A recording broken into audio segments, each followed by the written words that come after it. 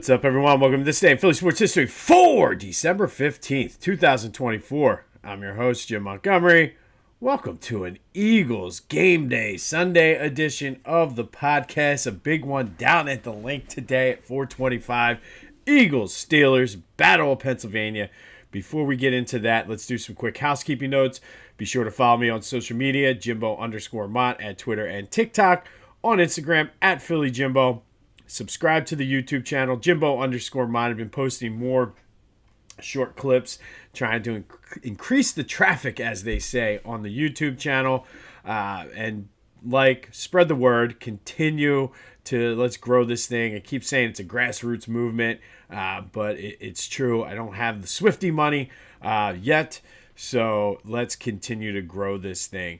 Last call for donations to the gift and food drive. I had a couple donations come in yesterday. So if you still want to donate, the GoFundMe is still open. I'll be making a trip later this week to drop off donations. So if you are going to mail something to me, let me know so I can kind of make the arrangements. But thank you in advance for everybody who did donate already. I'm just floored at the amount of support for the Matty N. Dixon Community Cupboard. Definitely have far and away exceeded the expectations that I had. We already donated the $500 in gift cards for the holiday season, and I feel you can't see it here because of the magic of video, but I feel very claustrophobic because of all of the items and everything I have here in my office. So thank you. I truly, truly appreciate it. 25 days of kindness will continue until we get to Christmas, though. And today, this one you have to do a little research on because there are certain parameters and things you can do. But send a care package to a service member. A lot of times, maybe they don't have families or their families are not able to do things. So if you can send a care package, little taste of home, magazines, newspapers, whatever you can, send a care package to a service member, but just make sure you research it because I know there are certain things that you need to do. But if you do a quick Google search, there are companies out there that will help you if you wanted to do this. So send a care package to a service member. All right, let's get into this game. Still holding strong at a 5.5 point favorite. The over and under is 43, which, I mean, that number tells me that Vegas is expecting the Eagles to win by about a touchdown in a low scoring battle. I don't know. But I'm thrown off by this number and the over-under. Like, I could see the 5.5. I could see a 43, but something's just giving me cause for concern there, and I don't know why or what it is. But it is the Battle of Pennsylvania. The Eagles have won 3 of the last 5 dating back to 2008. It's been a week. It has been a week for the Eagles, and I for one, am very excited to see how they come out and respond. But how can they win the game? Let's go into the 3 keys. Still waiting on that sponsor, KeyBank, if you are out there listening. But I think, first and foremost, with everything that happened, you have to set now. The pressure is on Kellen Moore and Nick Sirianni now to set this offense up for success, especially early in the game. We all know about the early struggles in the first quarter, but that means to me, running no huddle, if you kind of look back at some of the games when they're sort of in the hurry up and Jalen's able to sort of make adjustments on the fly and kind of see what the defense is doing and make those decisions on his own, that's when he's been at his best. So I would love to see some no huddle, get into a rhythm early. That's the thing that's been dogging this team all year. And we've seen them get into rhythms in the second quarter, third quarter, fourth quarter. But that first quarter has been a struggle for them. So they need to be smart with how they set this offense up, especially with everything that went down this week. Like, I'm not saying go out and throw first play like Andy Reid would, throw a bomb to A.J. Brown. However, if it's there, don't be afraid to take it. But I think they need to get into the rhythm, let them throw some no huddle out there and just run some plays with Saquon, set up the play action, and really just put all the noise from this week behind them. I think they've done a good job. I know they were trolling the other day, and I love it with my prerogative, but put the noise up behind them, move on, and just go out and play football. But it comes down to Kellen Moore. The scripted plays this year have been terrible. So hopefully, with everything that's been going on, they set them up with those scripted plays and allow Jalen to cook. And I know they always say, let Russ cook, and that's who we're playing today. But the Eagles need to let Jalen cook. Second, this is probably going to be easier said than done, but you got to contain TJ Watt. He's going to make plays. But the Eagles have done well against teams' best pass rushers this entire season. Doesn't matter who it is. But TJ Watt's on a different stratosphere. So it is going to be tough, but it is strength on strength because he's going up against Lane Johnson, who is a likely future Hall of Famer. The Steelers are also down 2 defensive starters. So make them pay for that. And these two kind of tie in together, the first two, with kind of running more of a no huddle and keep them from setting and getting their base defense aligned and keep them off balance. And look, TJ Watt is going to make some plays today. There's just no way about it. You just need to be able to contain those plays and limit the damage that they do. So I don't know if that means run away from him sometimes, running the no huddle. Who knows? Maybe run right at him. I mean, it's not like Lane Johnson is some slouch, but I think you just need to limit and contain what TJ Watt is going to do to you. He's one of the best players in the league for a reason, but it's not as though this defense cannot be attacked. So I think you do the strength on strength, and Lane, hit him hard early. And kind of set the tone and go from there. And know that he's going to make some plays. He's going to make some plays, but limit what those plays do. Can't be taking sacks on third down, Jalen. And then finally, last key. They're without George Pickens. That leaves them Van Jefferson, Mike Williams, and Calvin Austin as their 3 receivers. So what does that mean? The Steelers are going to rely a lot on Najee Harris. You need to shut down Najee Harris. I know, go back to the old school Bill Belichick days where he would just take a player completely out of the game and force other guys to beat him. Russell Wilson is 175 years old. Mike Williams has bounced around from a few different teams, and I mean, he ton of potential, but just hasn't done it. Van Jefferson, the same way. Calvin Austin, these receivers are like the guys you pick up on a bye week in fantasy football when nobody else is available. So they're going to, and Najee is good catching the ball out of the backfield. So you need to shut him down. That's what, I mean, it's going to come down to Zach Bond, to Kobe Dean, making sure, limiting what he's going to do if he gets screen passes, wrap up, tackle, and then Jalen Carter and Jordan Davis, I need you to be disruptive and just blow up. And Jalen, this is your breakout game. This is Jalen Carter's chance to have a breakout game and just show everybody what we've already been seeing and what people are starting to notice. So you got to shut down Najee and force those other guys to beat you. I mean, it sounds simple, but these are all easier said than done. Obviously, we haven't seen the Eagles get off to a hot start all year. When they do run the no huddle, they're successful. So why not start off in the no huddle set and just get an early touchdown and kind of set the tone and let the defense go after him. I mean, and that TJ is going to be TJ, but I like this matchup with Lane.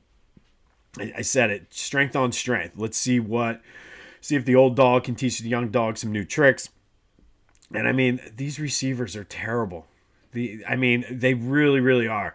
I think if the secondary can play well, it should give those guys up front a chance to get after Russell Wilson, who 10 years ago, maybe you worry about Russell Wilson running and doing something, but he's smart. But get after Russell Wilson. And I think that's the game plan. That's how you got to do it. Now, can they be distracted by all the noise from this week? Absolutely. So we'll see how Nick has them prepared to play. But those are the 3 keys to victory. Now, what am I going to do with this pick here? We're 7-6 on the year. Been up and down. There's been games where I thought they were going to win big and they haven't. Games where I thought they weren't going to cover and they have. Could I see the Eagles blowing this team out, especially with all of the noise that happened this week? Yep, absolutely. Could I see the Eagles getting run out of the building? I could see it, but I don't know if this team is built the way they've been playing recently, even with all of the noise from the NovaCare complex this week. I don't see this team as being a team right now that can get blown out. I think the defense is too good. I think offensively, they make enough plays. It might not be always pretty. So I can't really see this being a blowout on the Steelers side. And the Steelers aren't the type of team to blow teams out anyway. So this should be a relatively close game. Should be a physical game. It's going to be cold. The sun's going to be going down. I could see it being a field goal either way, which gives me a little bit of concern with Jake Elliott and his struggles recently. I think the Steelers make this closer at the end. I think we see a full team effort from the Eagles. I do think the Steelers cover, though. I think the Eagles win. I think there's just too much at stake. Too much is going on. These guys have too much pride to let this team come in here and beat them up. And I can already see it if it does happen, that this is the clip people are going to clip and play. But I just don't see it happening. I see it being a close game. It's one of those games. I don't plan on being home until about 10:30 tonight because of the subway and the lines and all of that. Give me the Eagles to win if you're doing any types of parlays or things like that. Steelers plus the 5.5, but the Eagles do win. That is the official pick. I like the over, though. I really do. And I think, like I said, something's just not adding up with a 5.5 point line and a 43. I mean, unless, like, to me, 43, that's what, 24, 21? That's 45.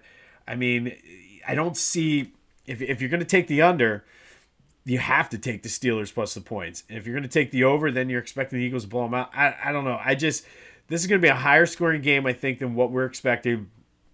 But I do think the Eagles pull it off, but the Steelers cover the 5.5. That is our official pick for the game today. All right, in other Philly sports news, Flyers got run out of the building up in Minnesota, 4-1. They just got flat out outplayed. I was watching the replay. We went over to a couple people's house or a couple friends' houses last night. We were watching the replay, and they had opportunities. They just got outplayed. Minnesota's a good team. Travis Sanheim scored the only goal for the Flyers in the third period. And they are now off until Wednesday when they go to Detroit to take on the Red Wings. All right. Question of the day time. And I forgot to mention this during the Eagles segment, but obviously it is game day. What are your predictions for the Eagles game? That is today's question of the day. But yesterday, I asked you, is Joel Embiid injury prone or just incredibly unlucky? 55% of you said he is incredibly unlucky. Or he is injury prone, and yeah, I guess because of the fact that he gets injured all the time, you can say he's injury prone, but a lot of these injuries are just freak accidents, and it's frustrating. And shout out to Bill from Flowertown, who kind of summed it up. He was like, he's actually both. And being 7 foot is hard to play in the NBA. You got to be incredibly lucky, and he certainly had his share of bad luck. And I don't disagree. I mean, look at the career trajectory of a lot of guys over 7 foot. You had like Yao Ming, Greg Oden, who just can never seem to get right. And it's a shame, really. So shout out to Bill from Flowertown for that insight. But when it rains, it pours. The news coming out yesterday was that Jarrett McCain tore his meniscus. It will require surgery, and he is out indefinitely. And I mean, at this point, I'm waving the white flag. I think let's try to get the highest draft pick we can. I mean, between Joe's freakish injuries, the fact that Paul George has bruised or hyperextended the same knee twice, Tyrese Maxey missing time, now McCain being out, like, I'm waving the white flag. And I know it was a short-lived rekindling with the Crazy X, but waving the white flag again. I can't see it. This team, for whatever reason, is just cursed. And I don't know if it's the basketball gods smiting us for the whole process error or what. But, I think it's time to just shut it down for the season and see where we can get for the draft picks. Just, man, it's frustrating. They're in action tomorrow. Who knows who's going to be available? They might be making a call for me to play and suit up and be the last guy off the bench. From one extreme to the other, getting so hyped up about the Eagles, and then the news out of Sixers land is just, it's almost laughable at this point. All you can do is laugh. Like, I didn't even know that. I know he fell and hit his head. Didn't even know his knee was hurt until I looked through the paper this morning. Like, it's just, it's still too late to get guaranteed delivery for Christmas from Philly Goat. However, they still have you covered. If you remember, they got a new shirt that kind of fits in perfectly with what the Sixers are doing. Remember the old Dare shirts for saying no to drugs back in the 80s and 90s? Well, they got Dare to root for the Sixers, and it's a great looking shirt. I might have to get one, so go check out phillygoat.com. Be sure to use the promo code Jim Montgomery to take 10% off of your order. That's phillygoat.com, promo code Jim Montgomery to take 10% off of your order. They also have the Angry Sixers fan line too, which at this point I can't even get angry. I cannot get angry. Like, it's so bad that all I do is laugh.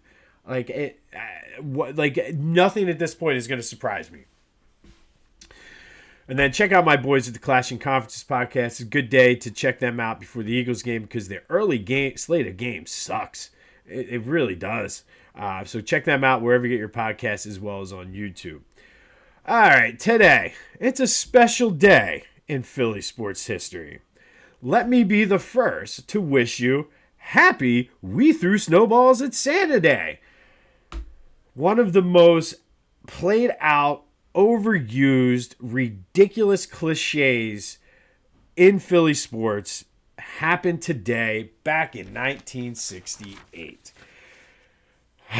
On this day, 1968, the 2-11 Eagles lost to the Minnesota Vikings 24-17 at Franklin Field. It had snowed the night before. The field was a mess. It was just a miserable season for the Eagles. They were 0-11, if you remember, and then won 2 games out of nowhere, out of the blue. Missed out on drafting O.J. Simpson. And for those keeping score at home, they also missed out on Mean Joe Green because they took Leroy Keys. So it's just horrible. This was the 12th loss of the Eagles season, most in franchise history. And the story goes, there was supposed to be a Christmas pageant full of glamour and this, that, and the other, but the field was just so muddy that they couldn't do it. I've heard varying accounts of this, that the people that were supposed to do the pageant quit, said they weren't going to do it, they got stuck. Who knows? Either way, it got canceled because it was too messy. So the Eagles still had all this pomp and circumstance, so they found a kid in the stands dressed as Santa Claus, had him run around the field with the cheerleaders as they were playing Here Comes Santa Claus. That kid's name was Frank Olivo, who has since passed away. By the time he got to the last end zone, he was getting booed, hit with snowballs, beer bottles, hoagies, you name it, because the Eagles fans at this point were just fed up. They had O.J. Simpson on a golden platter. They screwed that up. They were flying. There were signs people were wearing buttons that said "Joe must go," in referring to their coach. They were flying planes around the stadium with signs that said "Joe must go." Everybody was just fed up. And this was a team that was just 8 years removed from winning a championship. So yeah, they booed him. They were miserable. It was cold. Kudos to the fact that 50,000 people showed up the day after a snowstorm for a meaningless game. That buried the lead there. Like, everybody talks about, oh, you threw snowballs at Santa. Yeah, but guess what? we were still showing out in 1968 in a meaningless game against the Vikings as a 2-11 team. After a snowstorm, the week before Christmas, 50,000 people showed up. So Eagles fans are just built different. But Olivo said that by his count, he was probably pelted by over 100 snowballs. There is no, obviously, somehow, some way, there is no video evidence of any of this happening. So it's probably built up in lore. I did see that it was mentioned slightly in the Daily News the next day. No mention of it in the Inquirer. And it really didn't gain national traction until Howard Cosell mentioned it the next night on Monday Night Football during his recap of the games. And, of course, the legend was born, giving thousands and thousands of journalists an easy, lazy piece now. Anytime something remotely insane, like they were talking about it during the Mike Schmidt documentary. I'm sure some people were mentioning it during the stuff that happened this week. It's just lazy. It's played out, and it's just like, I don't know, the low-hanging fruit to go after Philly fans. And I, for one, I hate it. I absolutely hate it. Yeah, but you threw snowballs at Santa Claus. Like, no, I didn't throw anything at anybody. My grandfather did. My father did. Whoever. I don't know. But it's just lazy. It's the most overplayed, overused, ridiculous cliche. It happened in 1968, and people are still talking about it like this is what we do now. Now, we did talk about Bonnie Bowl. If you want to talk about throwing snowballs, talk about when we threw snowballs at Jimmy Johnson. That's better. But, the fat, jolly guy who brings presents, you can't throw snowballs and boo him. Ridiculous. But that happened on this day in 1968. Eagles lose to the Vikings 24-17. Frank Olivo, dressed as Santa Claus, ran around the field with the cheerleaders at halftime because the Christmas pageant got canceled. It sounds like something out of a Hallmark movie, actually. And then he meets one of the cheerleaders and they live happily ever. Anyway, and actually, if anybody out there does have some movie production or direction or something, hit me up, because I think we can make if they did the Christmas touchdown thing with the Kansas City Chiefs, I think we can make a Hallmark movie based on Santa Claus being booed. Hit me up offline. We'll do that. But that all happened on this day in 1968, and thankfully, I can't get it out, because I'm just thinking about all the millions we're going to make from Hallmark for this movie. But thankfully, the season was over. The Eagles finished 2-12, most losses in franchise history. Missed out on OJ, didn't draft Mean Joe Green, ended up with Leroy Keys. And I'm sure Leroy's a nice guy, but he's not OJ, and he certainly is not Mean Joe Green. So let me be the first, hopefully the only person to wish you a very, very happy We Threw Snowballs at Santa Day. Ridiculous. All right, finally today, our forgotten teams in Philadelphia sports history.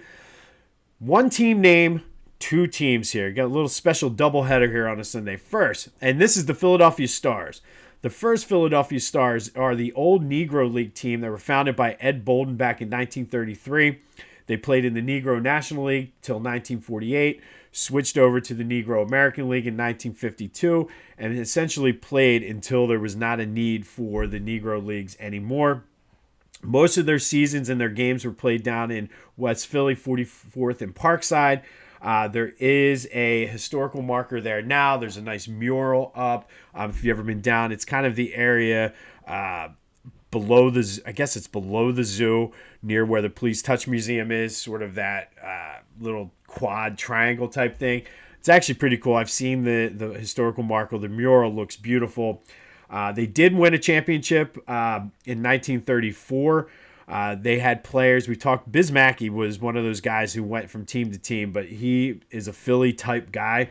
Played on a lot of these Philly teams. Satchel Paige played for the Philadelphia Stars at one point in his career as well.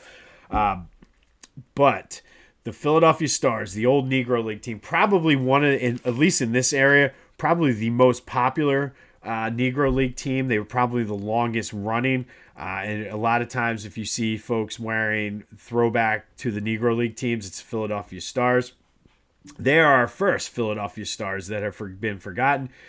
The second is the USFL Philadelphia Stars, and not the last version here that were called the Philadelphia Stars and played in Detroit. The original Philadelphia Stars who played in Philly in 1983 and 1984. Hands down, one of the best teams in the USFL, coached by Jim Mora. Yes, the playoffs. Jim Mora. Sam Mills, Hall of Fame linebacker, played for the Stars. They lost the championship in 1983. They won it in 1984 before moving to Baltimore. And ironically enough, it was a weird time in Philly sports. I'll say it like that. And they ended up moving to Baltimore because Donald Trump, who owned the New York Generals, had this cockamamie idea that we should go up against the NFL. And ultimately, that was the downfall of the USFL.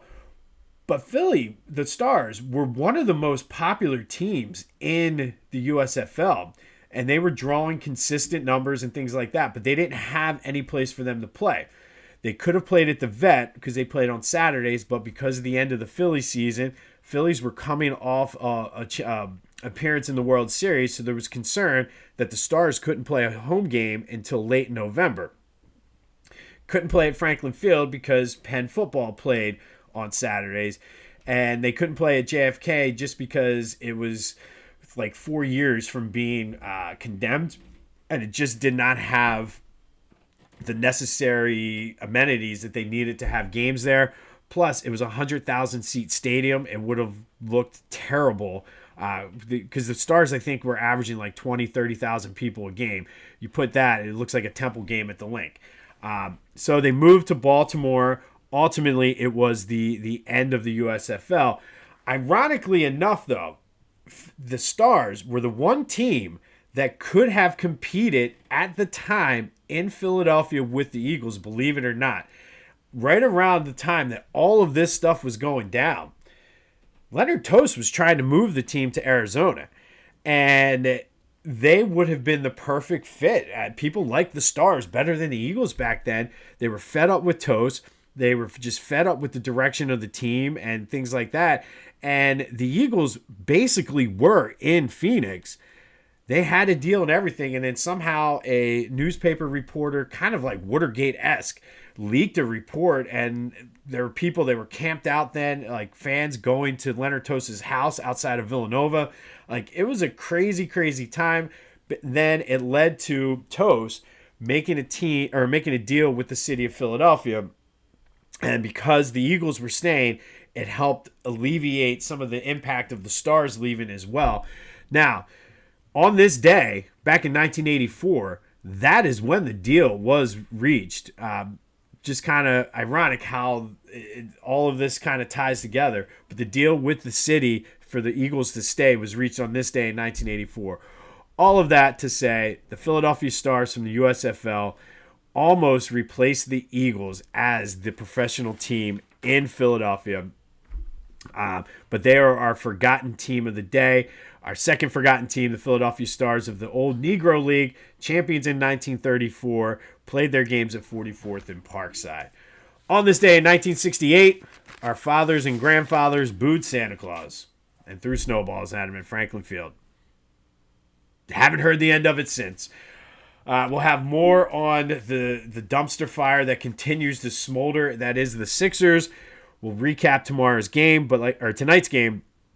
But like I said, the keys to the game: get off to a fast start, run some no huddle, set Jalen and the offense up with success, contain TJ Watt to the best you can and limit the impact he makes, and shut down Najee Harris. And the Eagles should be able to come away with this with a win. Let me know your thoughts and your picks, your predictions. 267-495-8531. That's on the Back to the Future voice and text line. Big one down in South Philly today. This has been This Day in Philly Sports History for December 15th, 2024. My name is Jim Montgomery. Go have yourselves a Sunday. And until next time, go Birds.